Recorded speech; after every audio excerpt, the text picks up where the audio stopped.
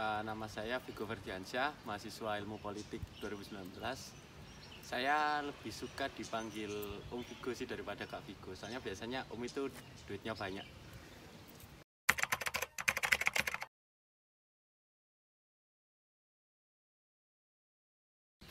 Untuk saat ini kesibukan ya, karena saya juga anak pertama dari 4 bersaudara.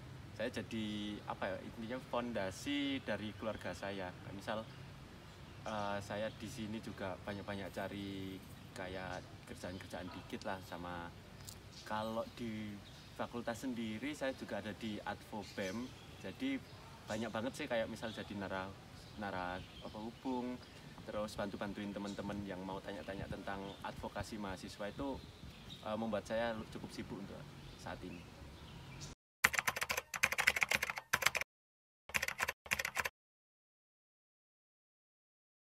Fondasi itu karena saya anak pertama juga kan, jadi ujung tombak lah, jadi di keluarga. Jadi kalau misal ada apa-apa, ya saya adalah orang kedua dari yang pengganti ayah saya. Jadi kalau misal ada sesuatu kayak misal gempa bumi atau suatu bencana di rumah, saya masih harus jadi yang penguat di rumah itu. Karena saya anak pertama, saya harus paling berani buat melakukan hal itu.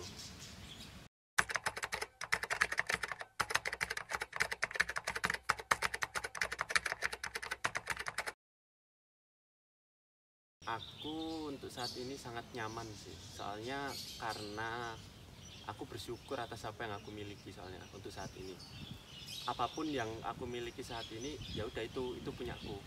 Tapi nanti juga dikembalikan lagi. Atas apa yang aku miliki, banyak-banyak sharing sih sama orang-orang. Soalnya kita hidup juga nggak sendirian.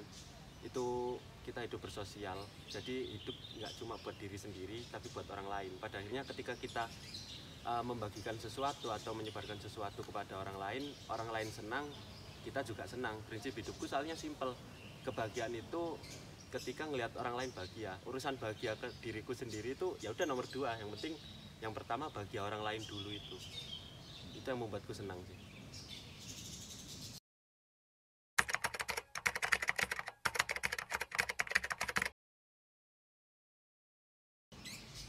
Untuk menyerah ya, nah aku rasa enggak sih. Soalnya Tuhan itu mengizinkan untuk tidak menyerah, tapi mengizinkan untuk mencari tahu banyak hal. Misal kalau aku sendiri dulu itu pernah ikut lomba pole golf, itu jadi peringkat 2, tapi dari belakang. Nggak apa-apa, itu oke, alhamdulillah. Itu suatu pencapaian buat saya. Tapi ketika aku cari tahu, maksudnya apa sih yang ada di diriku sendiri, itu ternyata karena jiwa keset boyanku sendiri, akhirnya aku kemarin ikut lomba stand up, alhamdulillah juara 1. Ditambah lagi karena banyak-banyak desain, sering-sering bikin desain kan, itu akhirnya juga ikut lomba juga, juara 1 di Politik Cup kemarin, lomba desain poster. Pada akhirnya kita nggak perlu buat stuck di situ aja. Misalnya di sini kayaknya nggak bisa deh, ya udah kita cari yang lainnya, sampai buat diri kita itu nyaman dan nggak boleh menyerah. Itu sih Tuhan nggak ngizinin soalnya.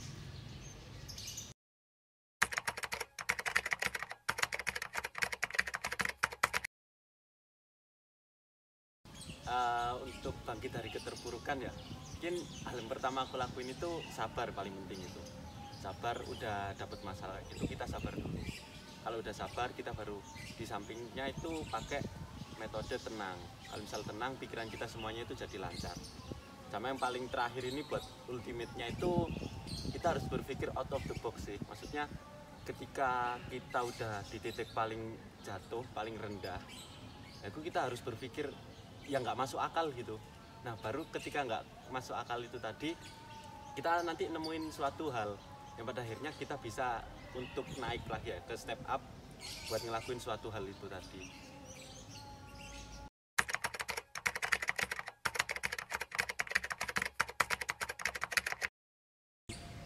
Percaya diri buat nenangin ketakutan yang timbul ya. Mungkin karena aku sendiri lahir dari Surabaya ya, maksudnya aku masih sangat menjunjung tinggi bonek atau bondo nekat. Ya udah wis, kita bondo nekat aja dari dari suatu hal itu. Kalau misal kita udah nekat mau ngapain, semuanya pasti jalan.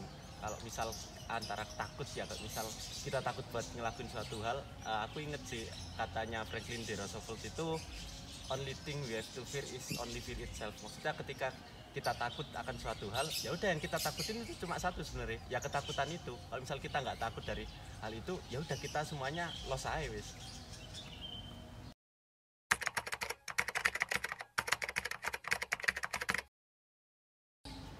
Hidup itu sebenarnya itu nggak lurus ya, maksudnya berliku-liku.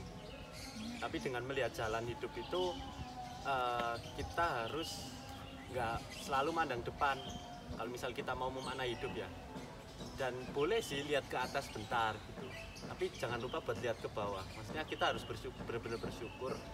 Oh ternyata diri kita sendiri itu lebih bersyukur.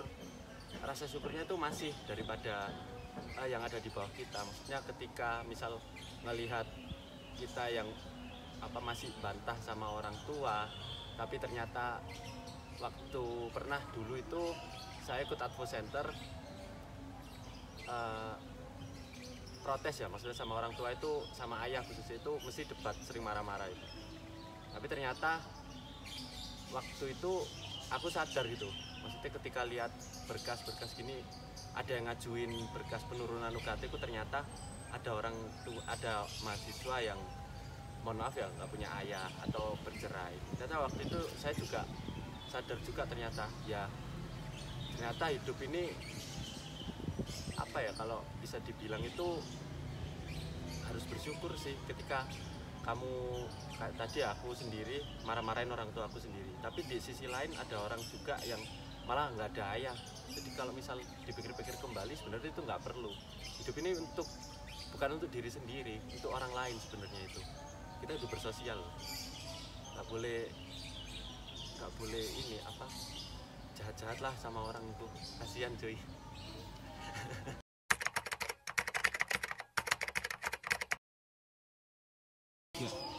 Pesan untuk teman-teman buat yang nonton ya, mungkin ada 4 hal yang perlu teman-teman bawa.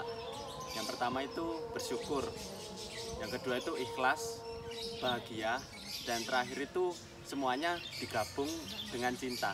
Kenapa? Karena kita hidup di dunia ini tuh nggak sendirian. Kita hidup bersosial, kita hidup dengan teman-teman yang lainnya. Kalau misal kita pengen hidup sendirian ya udah kita pindah planet atau mau kemana gitu.